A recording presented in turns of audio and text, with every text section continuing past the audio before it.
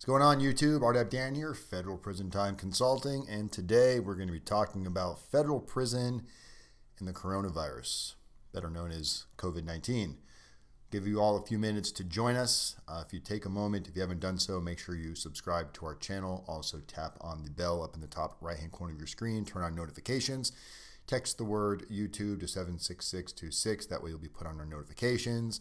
Of course, if you have questions or you need to send us an email, our contact information is up at the top of the screen. It's also in all of the description of the video. Also, in the description of the video, there is an actual press release from the BOP that talks a little bit more about COVID-19 and the effects that it's going to have on the prison system. Tier Talk. Hey, Anthony, what's going on, my man? We got Anthony Ganji. He's visiting us from Tier Talk, and I'm having a little cappuccino here. I can hear that granulated sugar crunching in my teeth.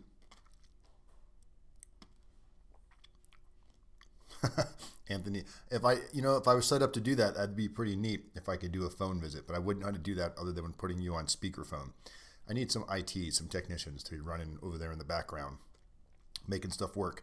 But yeah, today we're going to be talking about how this coronavirus is clearly going to be affecting the BOP, how it already is currently affecting inmates within the system, and not just inmates. How is this going to affect families?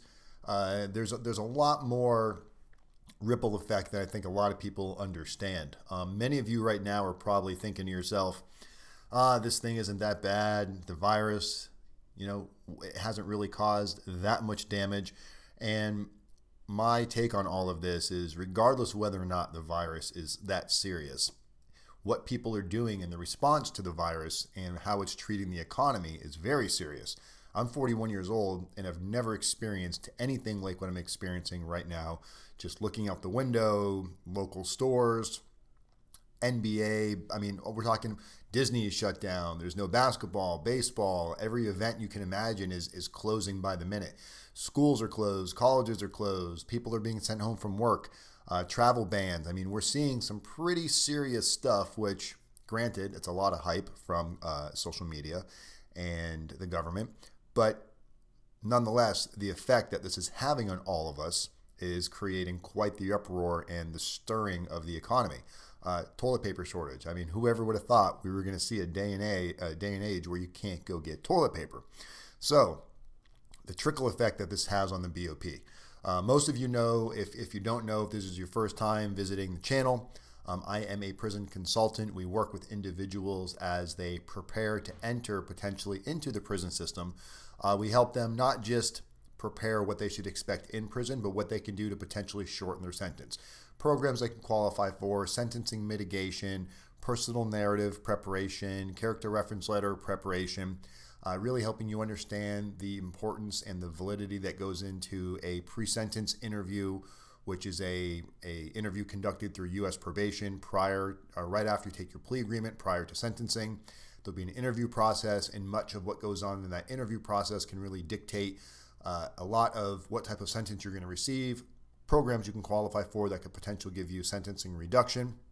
So there's a lot that goes on into actually preparing somebody for a potential federal prison sentence. So if you're unsure of what you can do to better prepare, or maybe your attorneys aren't answering all of your questions, maybe there's some information your attorneys really aren't well in depth on, feel free to give us a call. My contact information is on the screen. There's also a link in the description of this video where you can book a free consultation, which I guess I should probably share that right here in the live chat. So let me grab you that link. So here you go, book a free consultation. This really can help you save quite a bit. Many of you, there's two things I'm posting in here right now. One is the press release from the BOP on COVID-19, and the other is a link to book a consultation with us. Highly suggest take a good look at this, what's going on with the BOP. So that's what we're going to jump into and talk about that a little bit right now. I've actually got another screen open here that you can't see. So as of right now, any of you that are planning on going to visit a loved one that's currently incarcerated within the federal prison system, all social visits have been suspended for at least the next 30 days. On their website, on the press release they put out, it says for the next 30 days, but I can tell you I think they're putting that not to create too much overwhelming chaos. So there's going to be visitations are probably going to be suspended indefinitely until this thing starts to wind down or the media stops caring about it. But I can tell you, once somebody starts showing signs of coronavirus within the prison system, and I'm not even sure that they're actually equipped to test anybody within prison if they have this virus or not. Once somebody either that works there or an inmate, it's really going to change the dynamics of everything.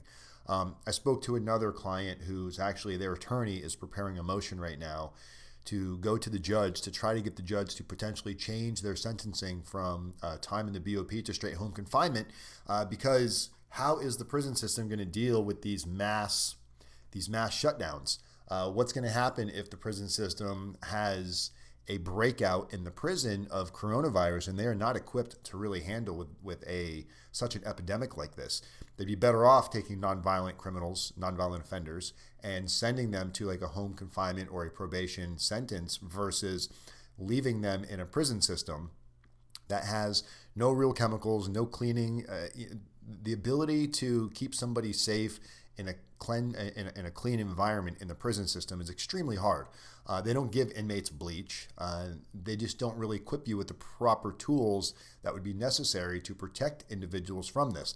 Now, I'm sure they're going to take extra steps in trying to maintain a clean environment, but it might be too little too late.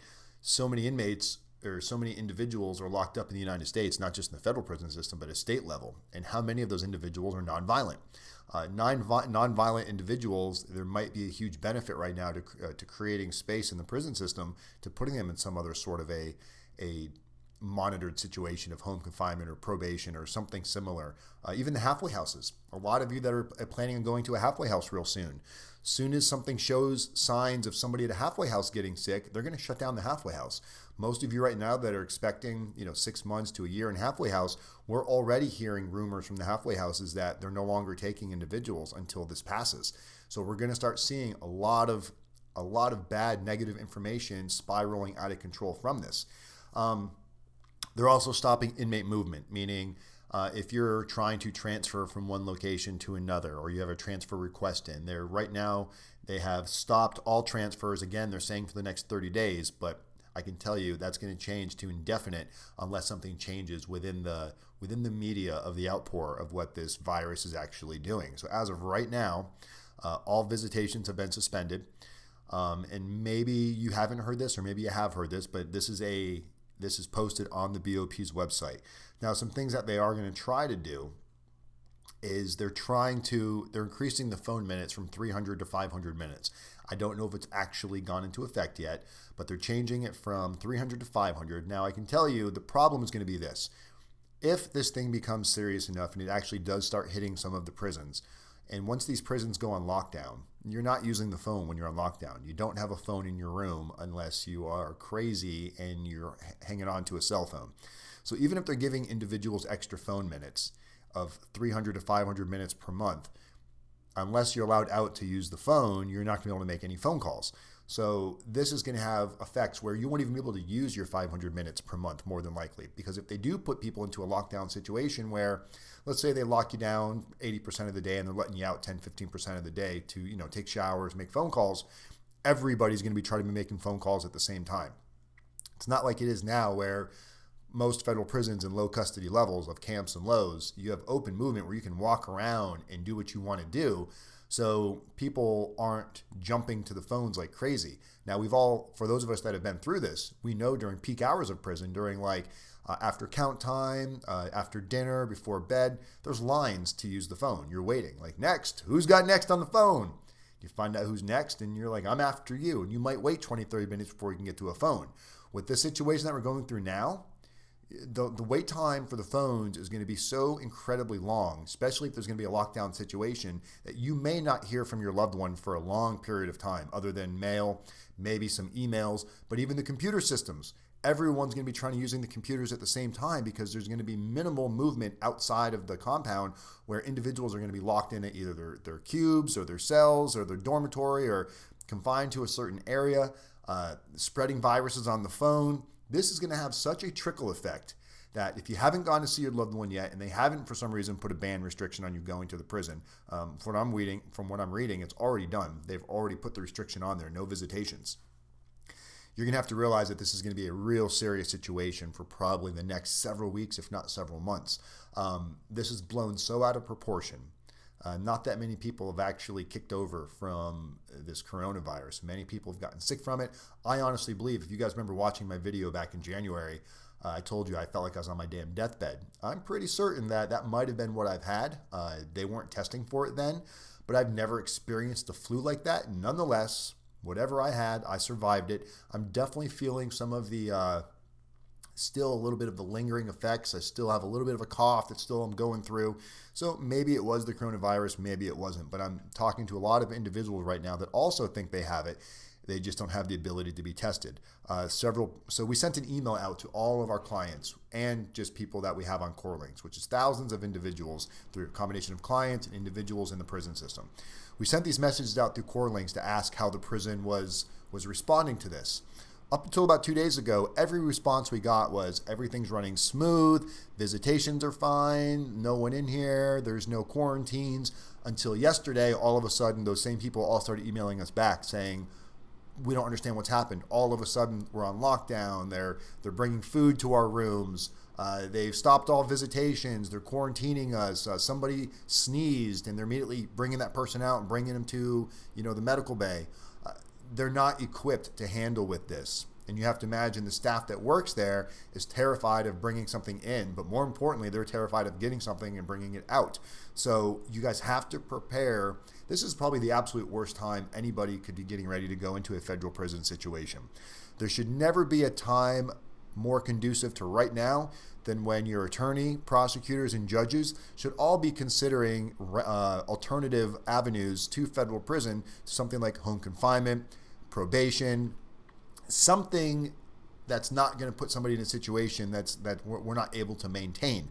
Again, that's one of the reasons why we want you to reach out to us. We can help your attorney understand this method and start. Look, the judge can say no. The judge can still make you go to prison where you can sit there in this horrible situation that's unnecessary, to where they may be forced to start releasing people because they're not going to be. What are they going to do if a prison comes down with this virus? Are they just going to quarantine everybody and nobody in, nobody out? I mean, it would be much easier to start limiting how many people potentially are going to be at risk to this stale. You're in such a stale and stagnant environment with no real good airflow. You don't have the proper chemicals, the proper cleaning supplies. It's going to create a disgusting uproar of backlash that the media is going to show how these inmates are being, not treated properly and how they don't have the corrective measures to take once this happens.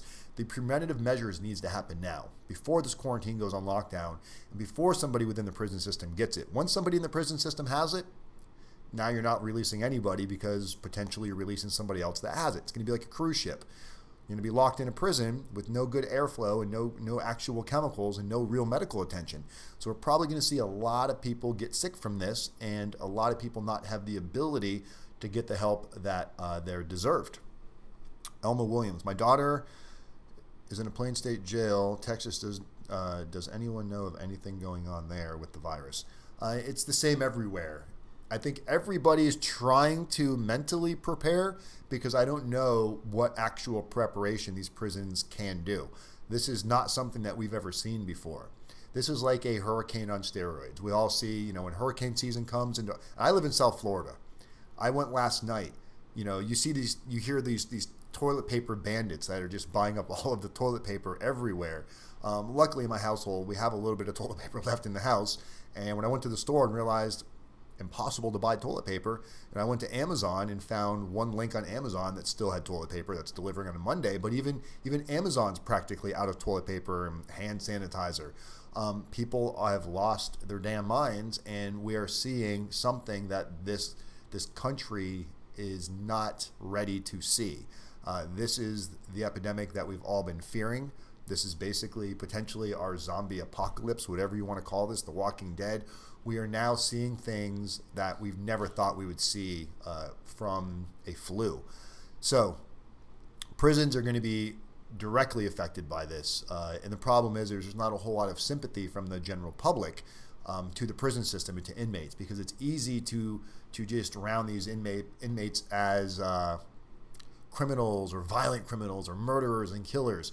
Trust me, as you guys know, there is a massive percentage of individuals in prison that probably don't need to be there, but they're there because they made some poor choices.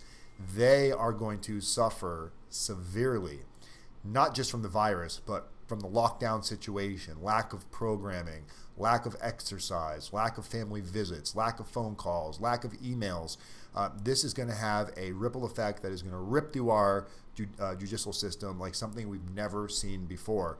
And it's going to have an effect on everything from prison system to halfway house, probation, to the point where when all of this fixes itself and now they can start trickling back to normal, it's going to take so long to get back to where we were that the backlog of sending people to home confinement or sending people to halfway house, these places are going to be so completely backed and backlogged to where they're not going to be able to, where people are going to suffer and suffer and suffer. And many of you, you have us reaching out to senators and your local congressmen to try to ask for the recommendations of additional halfway house. We're going to start seeing that as almost something impossible to do, where some of you may not see any halfway house.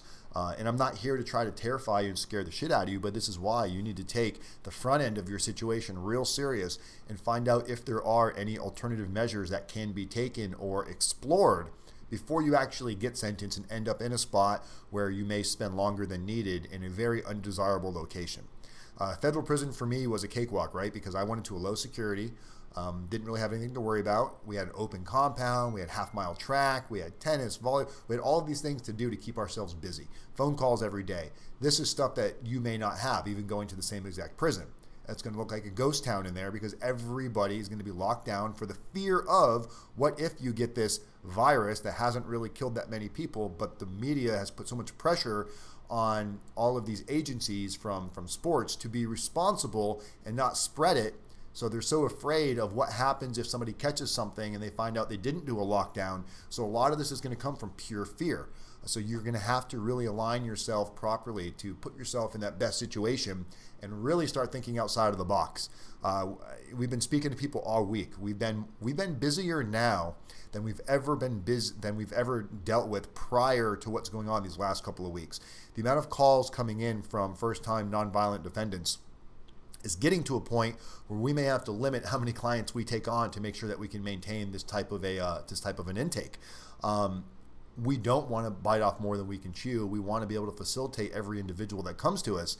So we have to kind of minimize and really pay attention to who we're bringing on as a client and what their needs are to make sure that we're able to offer the best services for you without losing ground ourselves. Granted, I live in a state in Florida, South Florida, where they just closed every public school. The stores, Publixes, all the local stores are going to start closing earlier. The Walmarts are talking about closing earlier. And the next step is if this thing gets too out of hand and somebody at Walmart shows up sick, what's going to happen then? They're going to start closing stores, and then you're going to see some real chaos going on. They've already stopped. They're already talking about stopping the sale of guns and alcohol during this outbreak. So now you've got people potentially stuck in their house, and we've all seen it. They're talking about doing a 2-week to a 2-month period where you're going to be stuck inside your house to make sure you're not spreading this. So once you're confined to your house and you've really lost every right you've ever known momentarily, you're going to realize what people will do when they're really forced with no other options, how people are going to respond and react. So you have to prepare yourself right now. Really understand that this is not something that we should toy around with or not take serious. Granted, I don't think the actual virus is going to be what causes any of this. I think it's going to be the uproar and the pandemic that the virus is creating through buzz and through media and through gossip and just pure chaos that we've seen spawn almost out of nothing in the last couple of months. So guys, take it real serious. Do not rest your head on this. Do not think that this is going to blow over in a couple of days. We've seen what it's done to the economy. We've watched the stock market just crumble. Those of you that might be invested in cryptocurrency markets, we've seen Bitcoin lose more than almost, it's down much more than 50% from what it was at. Other cryptocurrencies have tanked right behind it. Many people probably went from having, tens of thousands, if not hundreds of thousands of dollars in cryptocurrency down to maybe a couple of grand or even a couple of hundred. We've all taken a financial bath across the board. Fortunately for me, they're still arresting people. People are still getting indicted. People still need guidance. People still need help. So we happen to be in an industry that is still going strong. I'm not proud of that, but that's why we're telling you guys to take this serious and don't wait till the last minute, because there is coming a point where we also have to limit who we're bringing on to make sure that we can maintain our current client flow. So hope that makes sense to you guys. Let me see if we got some questions in here. Dollar Tree, and I'm in a small town, shelves empty. I mean, shelves are empty everywhere. I don't care where you live right now, unless, I got lucky, was able to buy some dog food and baby food because, our little Chihuahua Oliver has no teeth and he lives on baby food. So I was able to go in and buy baby food and dog food and some basic necessities. My daughter was supposed to be coming here next week from New York City, and that's looking like that's not going to happen because of the fear of all of this traveling and getting stuck somewhere. So this is really having a massive effect on everybody. And if you think it's not affecting you, it just hasn't caught up yet. Trust me when I tell you, this time next week, anybody that's not affected will be affected. And I don't know what else anybody can do to prepare other than have some basic necessities in your house and try not to lose your mind. Who knows? We may lose internet. We may lose power. This could create such a domino effect that nobody knows what we're actually going to go through. We're all just guessing. And because of that, pure shitstorm. Wherever you live right now, I imagine all kinds of events have been shut down. There's nothing going on here in Florida. Parades, the St. Patty's Parade is canceled. Disney is shut down. The music festival is shut down in Miami. I mean, it is ghost town out here. But yet you still see people kind of walking around going, it's going to blow over. I hope it does, and I hope you're prepared if it doesn't. And just like we tell you guys, preparing to go into the federal prison system. Prepare for the worst, hope for the best. But if you're not prepared for what's about to come and you get caught with your pants down, you have to take the responsibility. Because trust me when I tell you, you're not going to find a whole lot of friendly, neighborly, let me share all of my stuff with you. When this chaos truly does hit, and if it does become the worst case scenario where this could go on for months and months and months, people aren't going to be so quick to throw you a roll of toilet paper. You better dig through your sock drawer and find some old socks that you don't care about. If you know what I'm saying. But yeah, I've got my coffee, I've got my toilet paper, and I've got plenty of dry food. So and I live on the water, so it could be worse. Walk out the window or walk out in the patio, and you've got the intercoastal right there. So at least I can go take a swim if it gets out of control. Going to be sentenced in May. Can we request probation now to avoid going to prison camp at all? So Manuel, I would say use the link. Here it is. I think again, right? Go ahead and click on this link for a consultation. Before I answer that question, I would need to know much more about your situation. But home confinement and probation can be an alternative to a prison sentence. It just has to make sense, and there has to be a good argument for it. And I think with what we're potentially dealing with right now, there's probably never been a better argument for the average person to request something alternative to actual prison, or at least maybe an extended period of time to give this thing, stay out on before you get sentenced. Before you self-surrender, maybe postpone surrender dates for 90 to 120 days to kind of see where things are going to go. There are many options that we can explore for you, but it would first be best to have a consultation to kind of know more about your situation. Again, the consultation is free. So use the link. I put it in the live chat. It's also in the description of the video. And let's see what you may qualify for. Let's see what options you might have.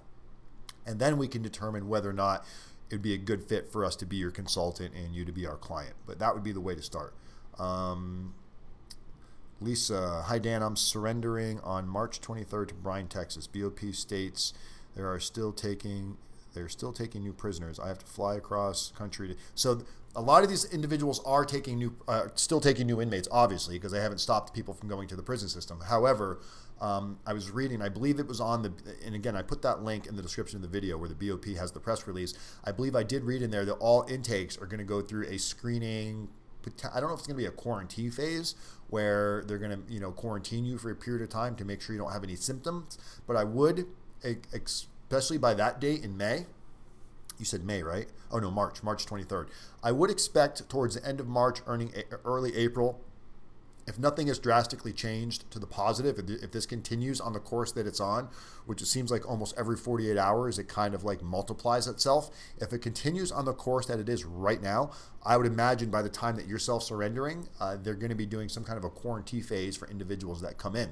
The problem is how long are they going to be able to keep somebody in quarantine as new inmates come in? They're going to run out of room. We're slowly stuffing a pipe, and we're stuffing it faster in the front end than what's coming out in the back end, and it's going to create this bottleneck effect that is going to adversely completely fuck up the prison system to a point where you as an individual are probably going to be the one to pay the price, because they're not going to know what to do with you, and they can't just release you without some sort of a home confinement or probation, and some people don't have houses to go to. This is going to create some problems. So asking these questions now, Lisa, it is something that we could potentially look into. I would say, again, use that link that I just posted to have a consultation, and we might be able to do something where maybe motions can be created, or we can work with your attorney on creating a reason why, not asking to forgive your sentence. We're not asking that you've already been sentenced, but we might be able to get these prolonged extensions on you self-surrendering to give some time to see where this is going to go.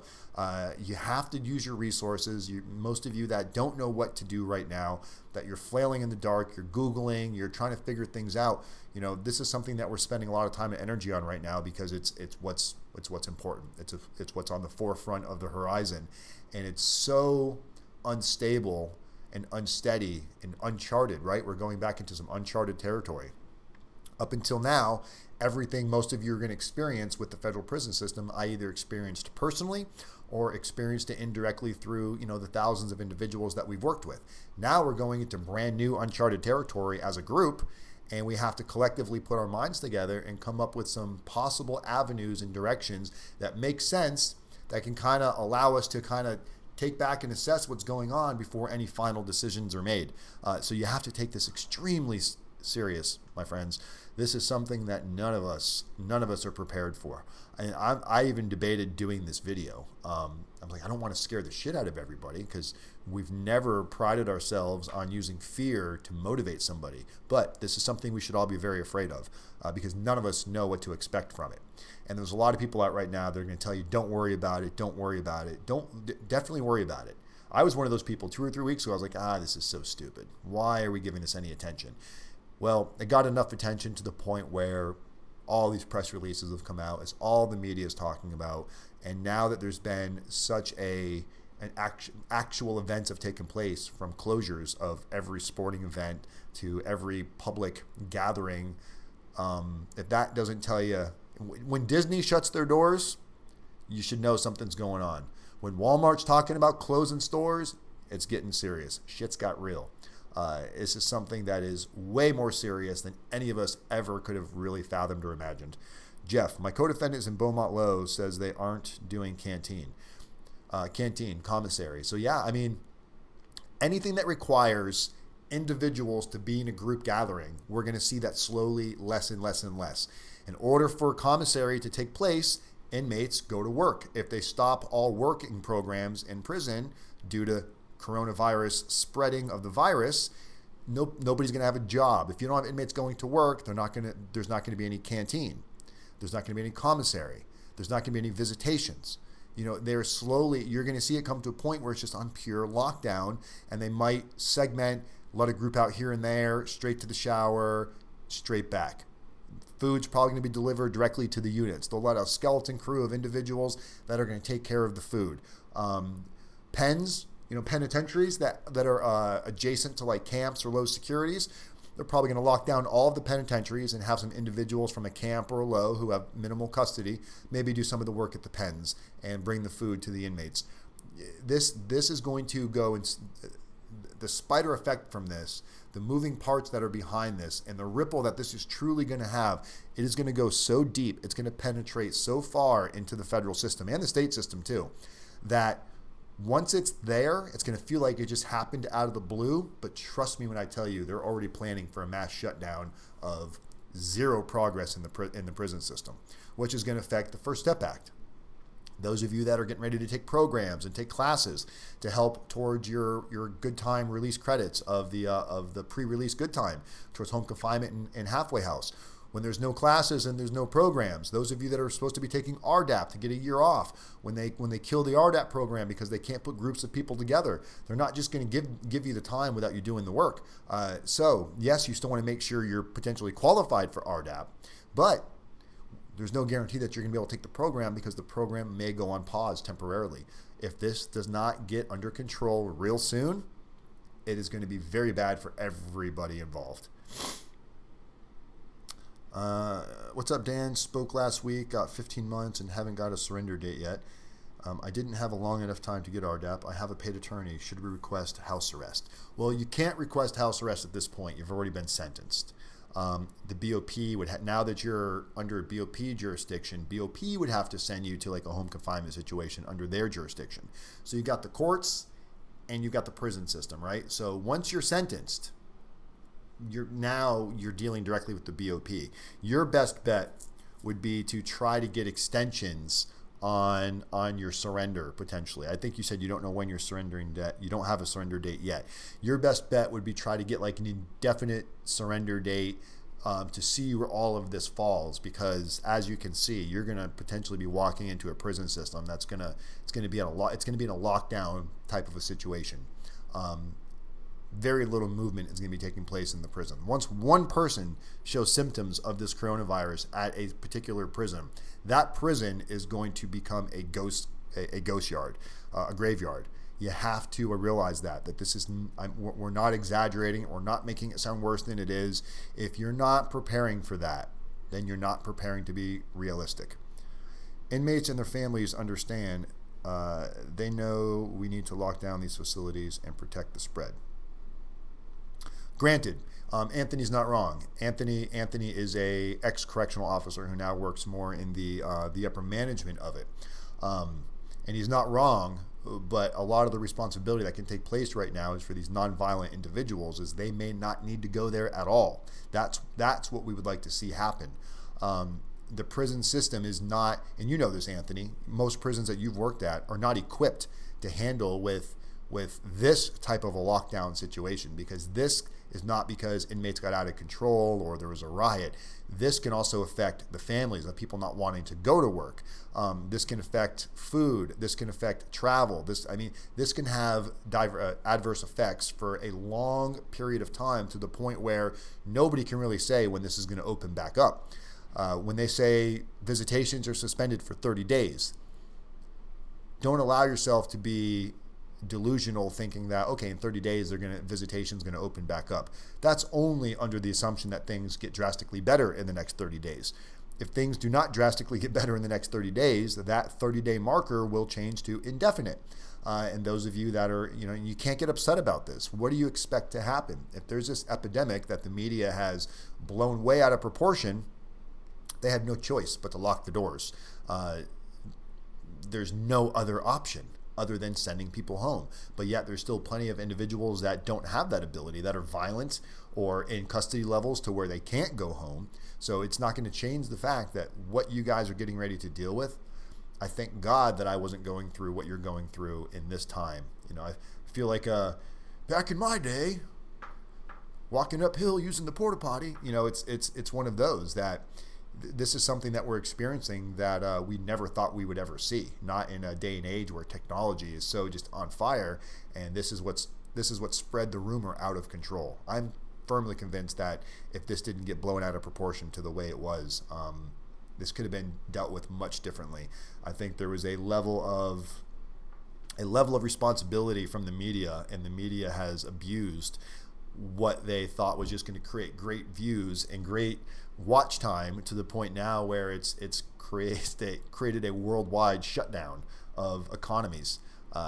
Places like China may not rebound after this. We're seeing things right now that we don't know how to comprehend, and we don't know what truly to expect. We can only imagine and assume.